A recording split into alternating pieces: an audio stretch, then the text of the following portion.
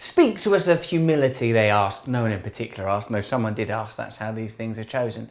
Humility is a vital characteristic, a vital attribute, and a vital quality in a life of recovery. I suppose because humility implies that you are beginning to be willing to change your view of yourself and to change your view of the world.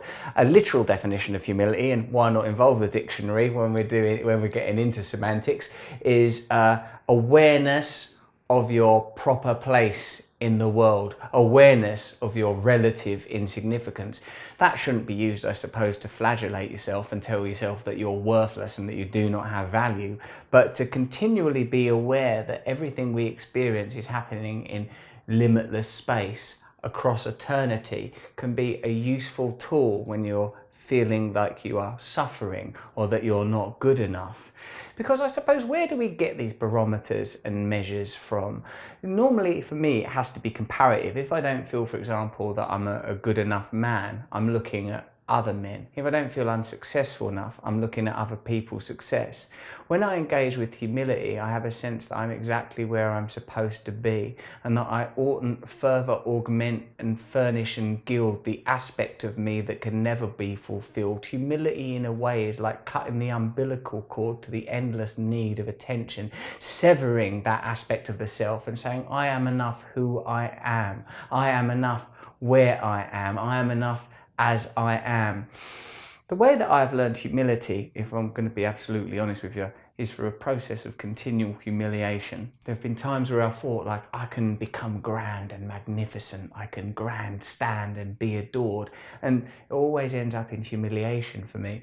Like, even when I was a kid at school, I would like crave popularity. I had a sort of imaginary hierarchies. These are the kids I should be friends with, I used to think, and I would like try and make them laugh and try and become like them. And sometimes I didn't much like the person I had to be to appeal to others. You'd think I would have learned that lesson quite young, but I didn't. I arrested myself and suspended myself in the formaldehyde of addiction many, many times, till which meant it facilitated the repetition of those lessons again and again. If I'm a successful actor, if I'm famous, then I'll be valuable, then I'll be worthwhile. And it's only now, at an age that seems so high, so old and decrepit, I'm not even willing to say it on camera, that I'm beginning to think I'm enough as I am. My reality is determined by the actual relationships I have day to day. Who am I in each interaction?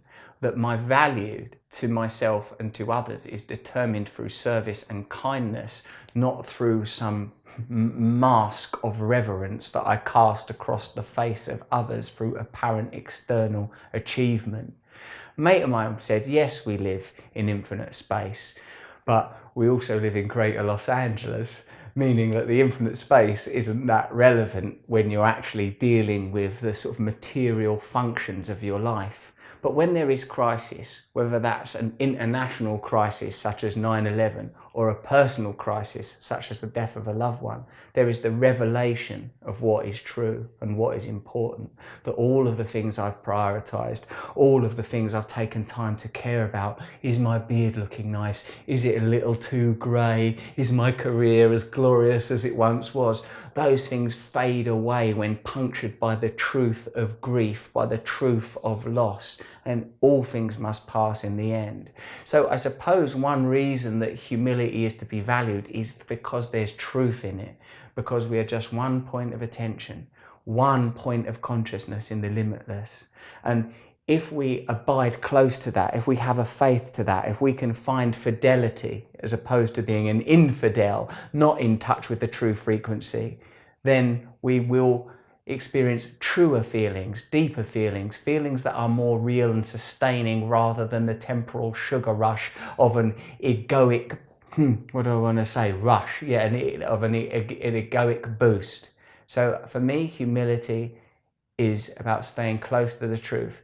It's not like self-flagellation, it's not worthlessness, but it's being free of a life where I need to continually inflate myself through external means, and I'm happy as I am.